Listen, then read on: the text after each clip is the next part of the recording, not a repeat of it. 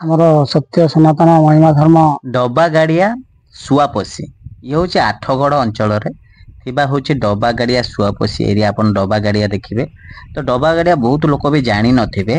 ତ ଇଏ କେତେ ସୁନ୍ଦର ଦୃଶ୍ୟ ଅଛି, କିନ୍ତୁ ପ୍ରାୟ ଏ ଯୋଉ ପାହାଡ଼ ଏରିକା କାଟିଦେଲେ ଭାରି ଅବାଗିଆ ଲାଗୁଛି, ଯୋଉଟାକି ମତେ ଭାରି କଷ୍ଟ ହଉଛି। ଏ ରୋଡ଼ ଦେଖୁଛନ୍ତି, ଇଏ ହେଉଛି ଡବା ଗାଡ଼ିଆ ଏରିଆ। ଡବା ଗାଡ଼ିଆ ଏରିଆରେ ଦେଖିବେ ତାଙ୍କ ଯୋଉ ଗାଁଟି ଅଛି ବହୁତ ସୁନ୍ଦର ଦୃଶ୍ୟ, ପୁରୁଣା କାଳିଆ ଦୃଶ୍ୟ ଅଛି, ଯୋଉଟାକି ଦେଖିବେ ଏତେ ବି ଡେଭଲପ ହେଇନି ଏ ଏରିଆ। ଦେଖିବେ ଏ ରୋଡ଼ ଖାଲି ହେଇଛି। ତାପରେ ଚାଲନ୍ତୁ ଆମେ ଗାଁକୁ ଯିବା, ଗାଁରେ ଦେଖିବା। ଏଇ ରୋଡ଼ ଟା ଦେଖି ପାରୁଛନ୍ତି, ଆପଣଙ୍କୁ ବୁଲେଇକି ଦେଖଉଛି। ତ ତାପରେ ଭଲ ଭଲ ଜିନିଷ ଆମେ ଦେଖିବା। ଗାଁ ଟା ଦେଖନ୍ତୁ, ଏଇ ଯୋଉ ଗାଁ ଭିତରେ ଆମେ ଯଦି ପଶିବା, ଦେଖନ୍ତୁ ବହୁତ ଭଙ୍ଗା ଘର ଅଛି, ଚାଳ ଘର ଅଛି, ଆଉ କିଛିଟା ଅଧାଳିଆ ଘର ତିଆରି ହେଇକି ଅଛି। ତ ସେଇଠି ଦେଖିବା ବହୁତ ମାନେ ସୁଟିଂ ପ୍ଲେସ ବି ଆପଣ ମାନେ ପାଇପାରିବେ। ଭଲ ଦେଖନ୍ତୁ, ବଢିଆ ସୁନ୍ଦର ଭାବେ ଆମେ ଗାଡି ନେଇକି ଯାଉଛୁ ଦେଖନ୍ତୁ। ମାନେ ରେକର୍ଡିଂ କରି କରିକି ଯାଉଛୁ। ତ ଦୁଇ ପାର୍ଶ୍ව ଦେଖନ୍ତୁ, ଏପଟେ ଦେଖନ୍ତୁ, ଏପଟେ ବି ଦେଖନ୍ତୁ। ଏଇଟା ମାନେ କଟକ ଡିଷ୍ଟ୍ରିକ୍ଟ ର ପୁଣି ଆଠଗଡ଼ ମାନେ ବ୍ଲକ ବୋଧେ, ଆଠଗଡ଼ ବ୍ଲକ ବୋଧେ। ତ ନିହାତି ଆମେ ଆଗକୁ ପଚାରିବା ସମସ୍ତଙ୍କୁ। କିନ୍ତୁ ଏଇଟା ହଉଛି ମାନେ ଯୋଉଟା କି ଆମେ ଦେଖିଲେ ସେଠି ବୋର୍ଡ ଦେଖିଲେ ବୋଲି କହିଲେ। ଆଉ ଶୁଆପଶି ହଉଛି ଗାଁ ନାଁ ହଉଛି ଶୁଆପଶି। ଆଉ ଯୋଉଟା କି ଆପଣ ମାନେ ଦେଖି ପାରୁଛନ୍ତି, ଯୋଉଟା କି ଗାଡିଆ ଯୋଉ ଲେଖା ହେଇଥିଲା ସେ ବୋର୍ଡ ଦେଖେଇଲେ ଆପଣଙ୍କୁ।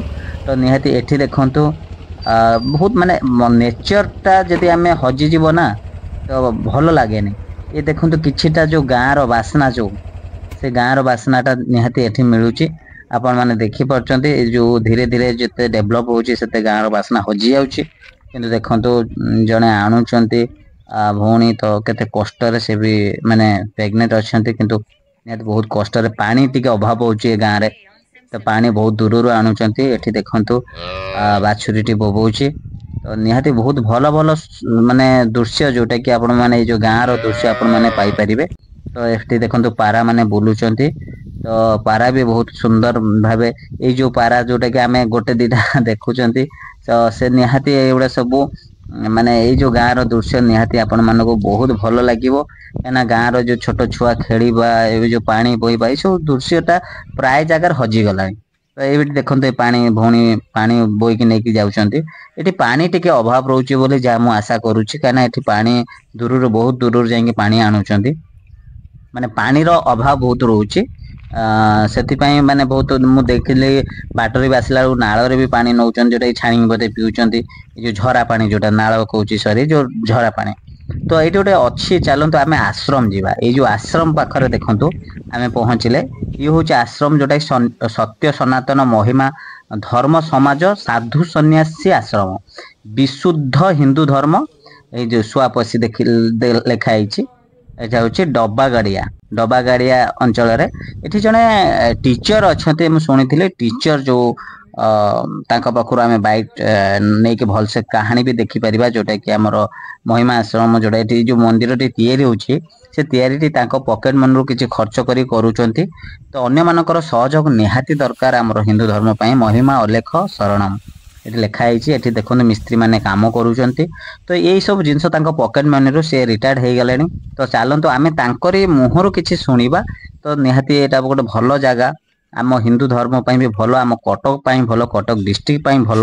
ତ ସବୁ ଜିନିଷକୁ ନେଇକି ଆମେ ଯଦି ଏ ଭିଡିଓଟି ବନଉଛନ୍ତି, ନିହାତି ଆପଣ ଯଦି ଭଲ ପାଉଥିବେ ସେୟାର କରିବେ। ଚାଲନ୍ତୁ ଏବେ ତାଙ୍କ ମୁହଁରୁ ଆମେ କିଛି ଜାଣିବା ଆଉ ଶୁଣିବା। 1996 ମସିହାରୁ ଡବାଡିଆ ଶୁଆପଶି ଅଞ୍ଚଳରେ ଆରମ୍ଭ ହୋଇଛି। ଏଥିରେ ଆମର ମୁଖ୍ୟ ବାବା କୈଳାସ ଚନ୍ଦ୍ର ଦାସଙ୍କ ପ୍ରଚାର କରିବା ଉଦ୍ଦେଶ୍ୟରେ ଏଠି ଯେଉଁ ହିନ୍ଦୁ ଧର୍ମର ସଂସ୍କୃତି ପରମ୍ପରାକୁ ବଜାୟ ରଖିବା ଉଦ୍ଦେଶ୍ୟରେ ସେ ଏଇ ଆଦିବାସୀ ଅଧ୍ୟୁଷିତ ଅଞ୍ଚଳରେ ମହିମା ଧର୍ମ ସ୍ଥାପନ କରିବା ପାଇଁ ସେ ମନସ୍ଥ କରିଥିଲେ। ଏବଂ ଦୀର୍ଘ 1996 ମସିହାରୁ ଏପର୍ଯ୍ୟନ୍ତ ଚାଲିଛି। ଆମର ଗୋଟେ ଏବେ ମହିମା ଆଶ୍ରମରେ ଗୋଟେ ମନ୍ଦିର ସ୍ଥାପନ ଚାଲିଛି କାମ। ଆମର 40-45 ଜଣ ଖଣ୍ଡେ ଆଦିବାସୀ ଭକ୍ତ ଅଛନ୍ତି। ସବୁଦିନ ଏଠି ଆସିକି ଶରଣ ଦର୍ଶନ କରନ୍ତି ସନ୍ଧ୍ୟା ସକାଳେ। ଆଉ ଆମର ଏଇ ମନ୍ଦିର संपूर्ण करने बहुत चेष्टा चली तथापि संपूर्ण हो पारना विभिन्न प्रकार आर्थिक अनाटन नहीं कि हो पारना चल तथापि एमती कम है 3-4 दिन हम यार कम मुझे हाथ खर्च बार्च करके चल कम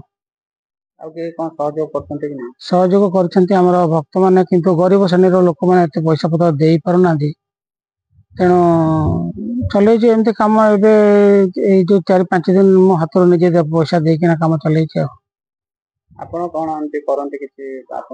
आगु टीचरशिप करी रिटायर्ड हो जाए रिटायर कि से पैसा पत्र कौन पेंशन पेंशन जहाँ मिलूँ खर्च बार्च करके चल कम इच्छा कले कौन हठात इच्छा इच्छा है आमर विभिन्न प्रकार गाँ गाँव गुणी गारडी तांत्रिक एथुरु आमे ठीक भाव पालन करवा भूत प्रेत से जो ये सब गुणी गारडी तांत्रिक सब लगे से भगवान आशीर्वाद ने ये आशीर्वाद रु प्राय 1996 मसीह एपर्यंत मुझे किसी असुविधा है नहीं जी असुविधा होता सब जाक दूरीभूत हो जाए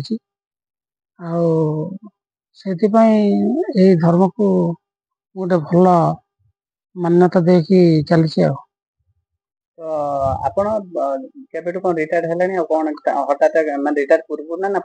ना मो रिटायर्ड पूर्व पशि जाइए जंगल भितर थी से जो भगुआ बोलिकिना भगुआ प्राथमिक विद्यालय बाबा से जाते वर्ष को आम थे जो बकल संग्रह करती कुंभीपट बकल संग्रह करती से आम स्कूल रुहती से मो बाबा प्रति अनुप्राणित होगी दीक्षार पशिगले कौन इच्छा आगामी कौन इच्छा अच्छे मंदिर को नहीं कौन इच्छा अच्छे मंदिर एटा अनुष्ठान गोटे आमर गोटे जुग जुग अन्य आम पर जो पीढ़ी आसवे से माने भी संस्कृति को बजाय रखिए